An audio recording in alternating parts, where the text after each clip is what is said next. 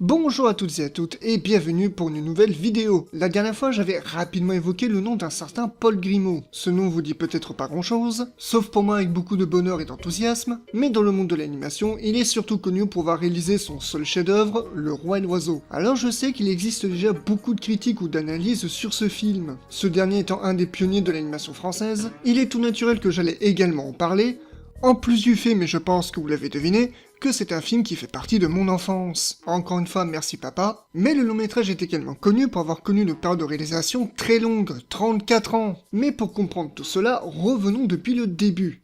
Paul Grimaud était un dessinateur, animateur et réalisateur de films d'animation. Il débute sa carrière au début des années 30 en réalisant quelques petites bandes publicitaires, une de ses plus connues étant La Table Tournante. C'est également à cette même période que Paul Grimaud fait la rencontre de Jacques Prévert, aujourd'hui considéré comme étant un des plus grands poètes français. C'est en 1936, avec un certain André Sarrut, un ancien producteur de cinéma, qu'ils décident de fonder ensemble leur propre studio d'animation, qu'ils baptiseront Les Gémeaux, une société qui se développera jusqu'aux années 50 avant de faire faillite. Avec sa société, Paul Grimaud réalisera bon nombre de courts-métrages. Les Passagers de la Grande Ourse, qui devait à la base s'appeler Go chez les oiseaux ou Go s'envole, mais était retardé à cause de la guerre, Le Marchand de notes, L'Épouvantail, Le Voleur de Paratonnerre, La Flûte Magique ou encore Le Petit Soldat, ce dernier étant écrit en collaboration avec Jacques Prévert. Les courts-métrages ayant très bien marché et ayant rapporté des prix, les Gémeaux lancent en 1947 leur premier gros défi, réaliser un long métrage. Leurs yeux se tourneront vers l'adaptation d'un conte de Hans Christensen Andersen, La Bergère et le Ramoneur, tandis que d'autres contes, comme par exemple La Reine des Neiges, avaient été envisagés. Un projet qui leur prendra 5 ans. Malheureusement, la société fait face à de sérieux problèmes financiers, et alors que la société est au plus mal, André Sarrut décide de bâcler la fin et de sortir le film le plus rapidement possible. Une décision que n'a absolument pas approuvé Paul Grimaud et Jacques Prévert, qui ont eu ce sentiment d'avoir été trahis. Malheureusement, le film ayant coûté très cher, on estime à plus de 6 millions de francs, la société Gémeaux n'ont pu y survivre et ont donc mis la clé sous la porte. Mais c'était sans compter Paul Grimaud qui ne voulait pas s'en arrêter là. En effet, ce dernier voulait récupérer le projet et le terminer comme il le désirait. La première étape étant donc de racheter le film, chose qu'il réussira en achetant les négatifs du film en 1967. Sauf que manque de bol, les négatifs qu'il a achetés ne sont pas ceux auxquels il a participé, mais ceux de la version de André Sarrut. Ce qui veut donc dire que plutôt que de recommencer depuis le début, il va devoir reprendre le projet en reprenant depuis la version de 1953. Mais l'autre souci étant que personne n'est prêt à financer ce nouveau projet. Paul Grimaud se lance à nouveau à réaliser des courts-métrages afin d'obtenir les fonds nécessaires,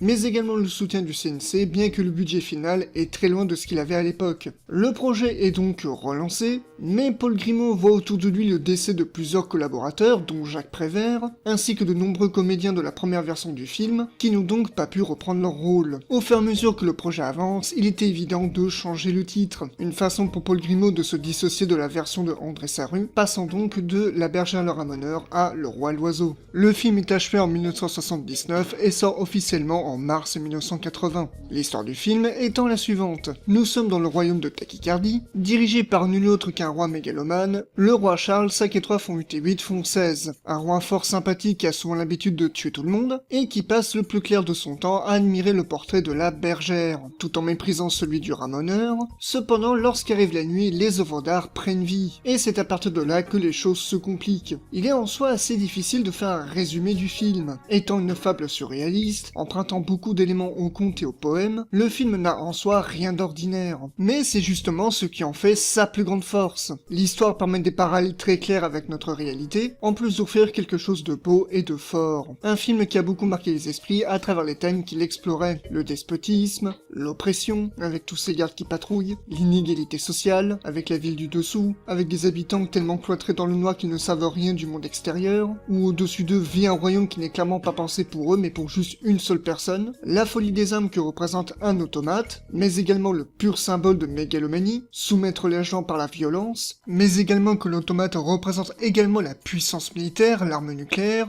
de ce fait une arme de destruction, le consentement avec la bergère qui est forcée d'épouser le roi, la propagande et le travail forcé, on peut même parler de la caricature qui prend la place du roi. Enfin bref, beaucoup d'éléments qui en soi n'ont pas l'air de coller les unes aux autres mais qui en réalité apportent quelque chose de nettement plus profond. Pour ce qui est du film en lui-même, je trouve qu'il a très bien vieilli. Les animations et les décors sont juste magnifiques, le jeu d'acteur empruntant beaucoup au théâtre donne un côté beaucoup plus surréaliste réaliste à l'œuvre. La musique du film, composée par, je me refuse d'écorcher le nom, donne une ambiance assez douce et poétique empruntant beaucoup à la musique classique. Rien que le thème principal me donne des frissons et une envie de pleurer. Pas étonnant que le compositeur sera choisi pour le Dracula de Coppola. Belles images, belle musique.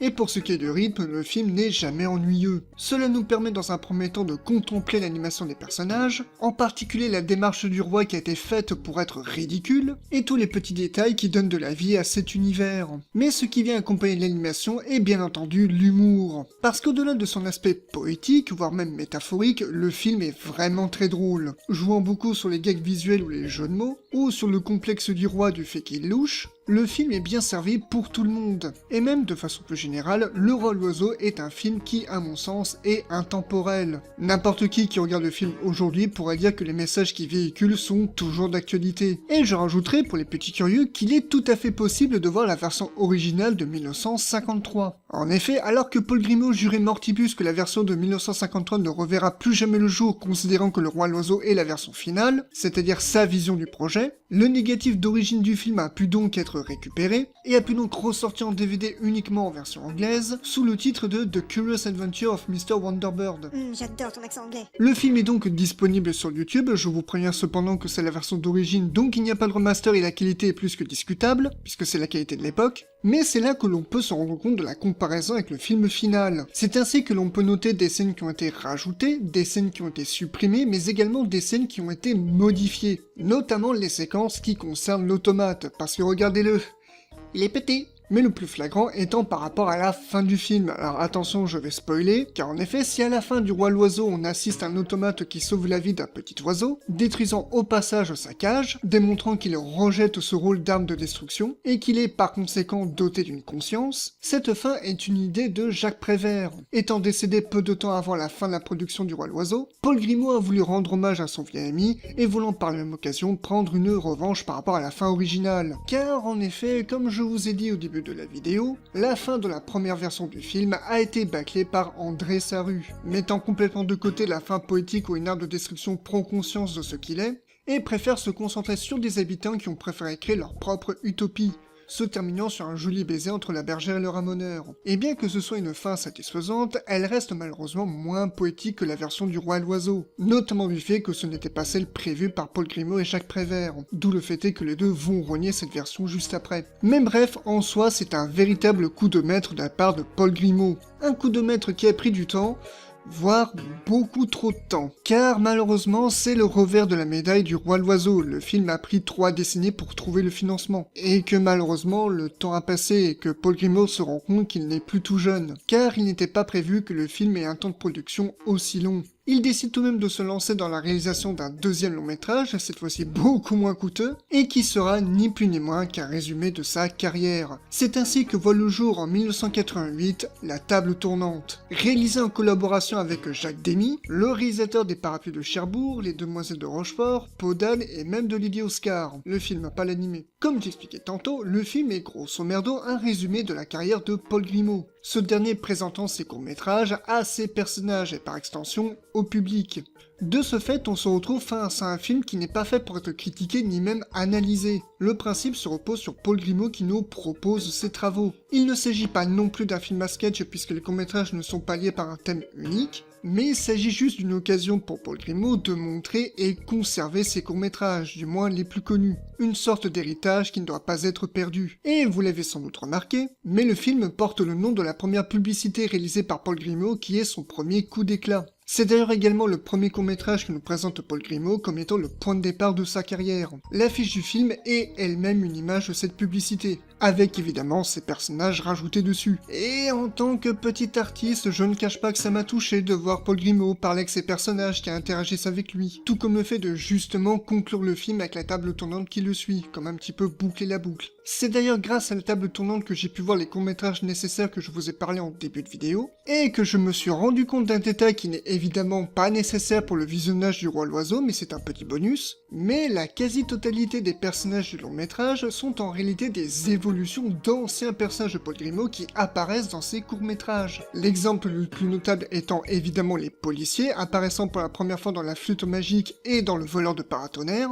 le personnage du ramoneur qui n'est ni plus ni moins qu'une évolution d'un personnage appelé Niglo, que l'on a pu voir dans Les Passagers dans la Grande Ourse ainsi que La Flûte magique, et enfin l'antagoniste du court-métrage Le Petit Soldat qui, vous le reconnaîtrez, deviendra plus tard le méchant du Roi l'Oiseau. Et donc, de ce fait, le Roi l'Oiseau sonne vraiment comme le point culminant de tous ces personnages. Ou, tout simplement, à la manière de Kenji Eno, le papa du jeu D, ces personnages ne sont ni plus ni moins que des acteurs que Paul Grimaud réutilise, en les peaufinant et en leur offrant des rôles différents, enfin presque différents. Sans non plus être obligatoire, La Table Tournante sonne vraiment comme étant un complément du Roi l'Oiseau. Un film qui intéressera sans doute les passionnés d'animation, mais également les fans du Roi l'Oiseau ainsi que de ceux de Paul Grimaud. Et c'est toujours avec une certaine émotion que l'on revoit l'ensemble de sa carrière. Paul Grimaud décédera le 29 mars 1994, mais ses œuvres continuent de traverser le temps. Tout simplement et sans aucune prétention, on a du mal à se rendre compte à quel point Paul Grimaud a inspiré beaucoup de monde. Déjà parce qu'il est l'un des pionniers de l'animation française,